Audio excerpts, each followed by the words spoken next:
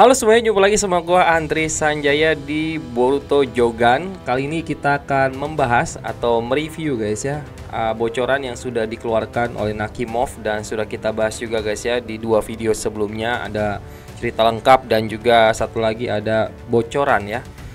Jadi ada beberapa pembahasan yang memang sempat aku lewatkan dan sengaja aku lewatkan. Kenapa? Karena aku mau ngebahas itu semua di sini guys ya.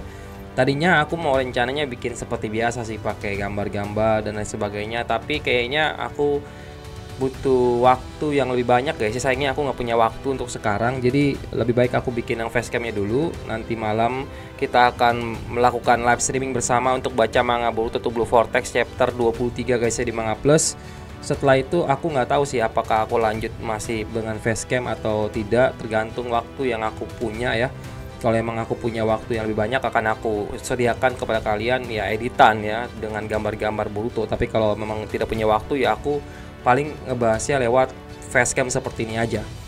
Oke, yang kita akan bahas adalah penglihatan masa depannya Kashin Koji. Ini adalah sesuatu yang sangat menarik guys ya. Menurutku lebih menarik dari apapun yang ada ya. Kemunculan Kawaki menusuk mata Jura itu menurutku lewat ya. Informasi kayak gitu tuh lewat gitu aja. Yang paling menarik itu adalah masa depan yang dilihat oleh Kashin Koji. Ada banyak sekali petunjuk yang diperlihatkan dari masa depan itu guys ya. Dan beberapa diantaranya sudah aku kasih lihat kepada kalian. Salah satunya adalah kita melihat ada gambar Inojin muncul guys ya. Inojin muncul dan juga ada Himawari di sana. Aku udah pernah kasih tahu ke kalian kan, kalau sebenarnya tim 10 itu ada kemungkinan bakal ke tempat Sunagakure ini ya.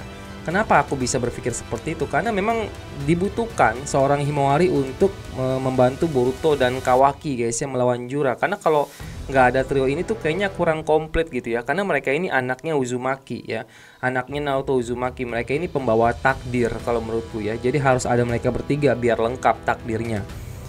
Kenapa Himawari bisa ikut bisa ikut ke Sunagakure? Aku rasa memang pasti gara-gara si tim 10 ya, atau timnya si Kadai.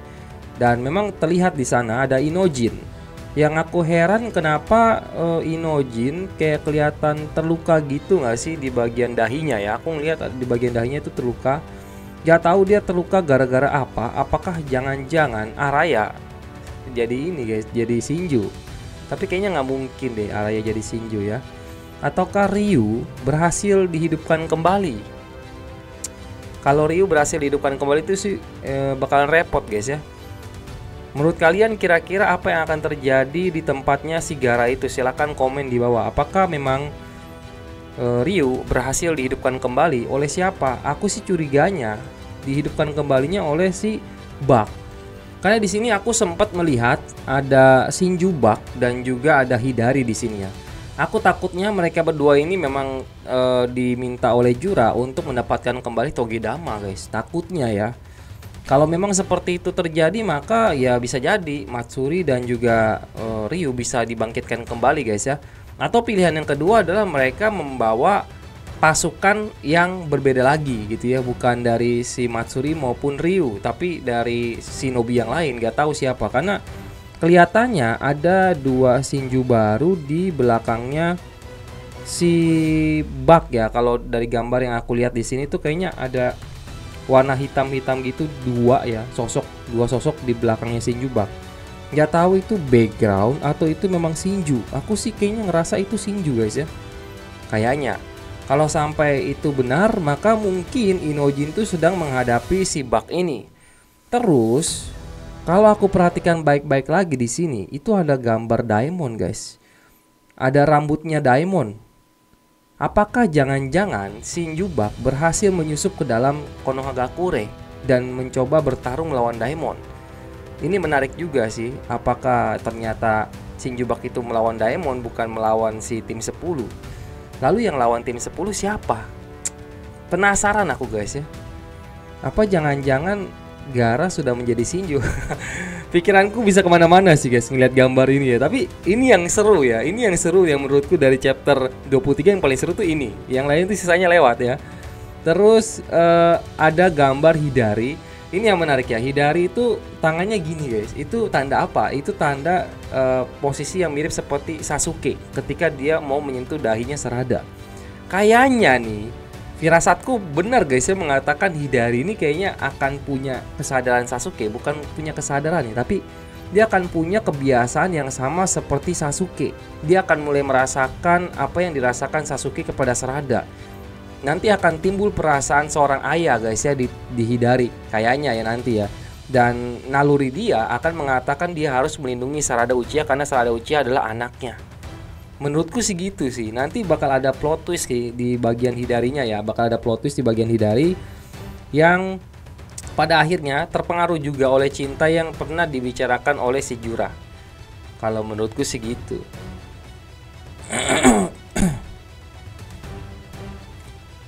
Ya sejauh ini hanya itu saja guys ya yang bisa aku bahas terkait tentang masa depan yang dilihat oleh Kashin Koji. Nampaknya di sini juga kelihatannya Jura bakal balik lagi sih ke tempat dimensi Shinju guys ya. Dia akan memulihkan dirinya lagi.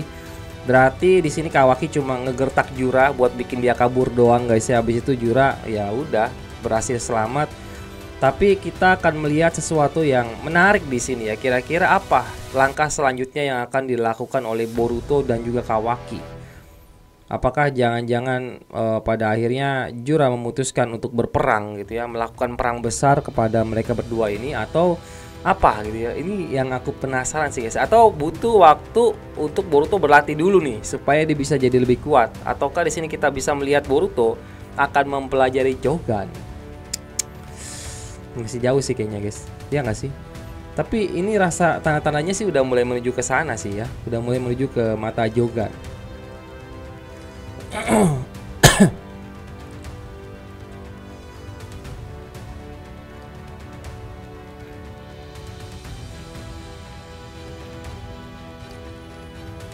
Kalau aku rangkum ya, dari yang aku lihat chapter 23 ini memberitahu kita bahwa Jura itu tidak punya kemampuan regenerasi terhadap dirinya sendiri. Jadi kalau misalkan dia terluka guys ya, dia harus balik dulu ke dimensi Shinju supaya bisa tubuhnya itu pulih kembali. Jadi selama dia bertarung tanpa ada kubus hitam dan juga pohon Shinju, dia tetap aja lemah kayaknya ya. Tadinya aku pikir matanya itu luka ini mungkin ya akan berhubungan dengan Code. Matanya sebelah lagi akan diberikan kepada Code aja, tapi kayaknya mustahil sih guys. Cuma aku penasaran sih kira-kira peran Code nanti di sini tuh buat apa ya. Chapter 24 harusnya bakal lebih seru sih. Banyak yang bilang kita bakal mendapatkan flashback tentang Kawaki yang bisa berhasil mendapatkan limiternya. Aku juga pengen lihat sih sebenarnya dia kenapa bisa dapetin limiter tuh, aku juga penasaran sih. Apakah perjanjiannya dengan Amado berhasil atau tidak? Nah, nanti kita akan lihat guys. Oke, itu aja dulu informasi yang bisa aku berikan kepada kalian semua. Jangan lupa nanti malam kita akan melakukan live streaming bersama untuk baca manga Boruto Blue Vortex chapter 23 guys ya di Manga Plus. Tentunya di channel ini ya, channel terbaru yang akan aku buatkan langsung live streamingnya nanti. Terima kasih banyak dukungannya untuk kalian semua yang sudah subscribe, yang sudah nonton videonya. Di analitiku sih sebenarnya kita sudah mencapai 4000 jam tayang lebih di analitik ya. Tapi kalau di persyaratannya nggak tahu kenapa nge-stuck gitu guys ya, jamnya masih di 180. Dan memang butuh waktu sih. Waktu itu aja yang channel sebelumnya juga aku butuh waktu seminggu untuk dapat pembaharuan yang benar-benar gitu ya dari si YouTube-nya. Jamnya tiba-tiba naik langsung drastis 2000, 3000 langsung 4000. Dan itu butuh waktu seminggu. Dan channel ini tuh baru bikin ya 3 video guys ya, berarti 3 hari.